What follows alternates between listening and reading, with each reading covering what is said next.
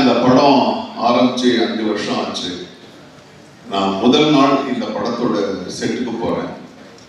அப்போ நம்ம போடும்போது அதுதான் குறைந்தபட்சம் தென்னிந்தியாவிலே மிகப்பெரிய செட்டு. ஆனால் அந்த செட்டு மழை பெஞ்சது, தொடர்ந்து கரோனா வந்துச்சு, படம் அப்படியே இருந்துச்சு. அந்த படத்தை பத்தி மறந்துட்டேன்னு கூட நான் உண்மையா சொல்லணும். ஆனால் பொறுமையா ரத்னம் சார் அது அப்படியே கையில வச்சுக்கிட்டு, உயிரை கையில வச்சுக்கிட்டு கொண்டு வந்து இந்த நேரத்தை வரைக்கும் அவங்க முடிச்சிருக்காருன்னா சார், அந்த பொறுமைக்காக உங்களுக்கு என்னுடைய ஏன்னா ஒரு சின்ன படம், ஒரு 4 கேரக்டர்னா நீங்க வந்து எல்லாரும் எடுத்து பிடிச்சலாம். பெரிய படம், இவ்வளவு பெரிய கேரக்டர் திரும்பியும் செட்டில் போடணும், அதுக்குள்ள அவர் வந்து டெபுட்டி சிஎம் ஆயிட்டாரு. அந்த பொறுமை, அந்த தெளிவு, அந்த முதிர்ச்சி உங்ககிட்ட மட்டும்தான் இருக்கு. அதுக்காக இந்த படம் நிச்சயமா மிகப்பெரிய வெற்றி அடையும். அப்புறம் ரத்னம் சாருக்கு அடுத்தது நான் பாராட்ட வேண்டியது என்னுடைய கடமை ஜோதி. ஏன்னா வேற ஒரு டைரக்டர் வச்சு ஆரம்பிச்சாங்க. 5 வருடங்களுக்கு பிறகு அவர் வேறு ஒரு நிலைக்கு போயிட்டாரு. இந்த படத்தை யாரை தொடர்ந்து கொண்டு போகுது அப்படின்னு ஒரு பெரிய யோசனை. அப்படி போகும்போது ரத்னம் சார் சொன்னாரு, விதி கிடையாது, அவனுடைய அறிவு தான் கொண்டு வந்து நிறுத்தது. இவ்வளவு பெரிய படத்தை அவனுடைய அறிவு தான் கொண்டு.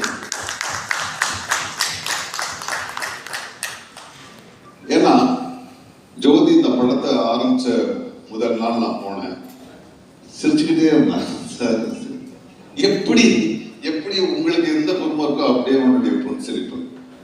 பார்த்தா செட்டில் ஒண்ணுமே இல்லை. ஆனால் படம் நடக்குது. நான் கேட்டேன், ஜோதி என்னடா இது, என்னப்பா இது? இல்லை சார், இந்த படம் எப்படி எடுக்க போகுதுன்றதை பத்தி டெக்னிக்கலா ரொம்ப தெளிவா என்கிட்ட சொன்னான். அப்பவே எனக்கு பயம். சரி எல்லாம் கரெக்டா சொல்றான், அது எடுக்கணுமே அப்படின்னு. ஆனா நான் டப்பிங்க்கு போகும்போது ரொம்ப ஆச்சரியமாச்சு. ஒரு குழந்தை மாதிரி எனக்கு வந்து அந்த ஒரு ஆச்சரியம் தான் வந்துச்சு. எவ்வளவு மலைகளை கொண்டு வந்திருக்க, குதிரைகளை, பல பிரதேசங்களை கொண்டு வந்திருக்க, உன்னுடைய அந்த அறிவுக்கு என்னுடைய நன்றி. அப்புறம் மனோஜ் பரமஹம்சாவை பத்தி சொல்லணும். அவன் கேமராமேன்னா இல்லை வந்து மியூசிஷியனான்னு எனக்கு தெரியல.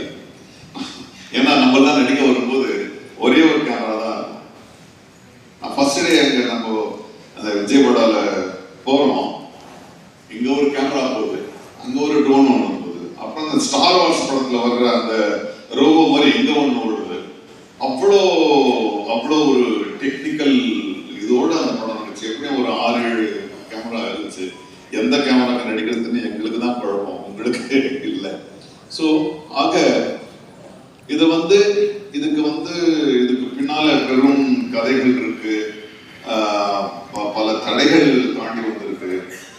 அதெல்லாம் தாண்டி இது பொறுமையா இதை முடிச்சிருக்கோம். ஆனா அதே உத்வேகத்தோட சில படங்கள் வந்து ரொம்ப கேப் விட்டுச்சுன்னா அப்படி செலுத்திக்கிட்டே போக வேண்டியதா இருக்கும். ஆனா கிடையவே கிடையாது.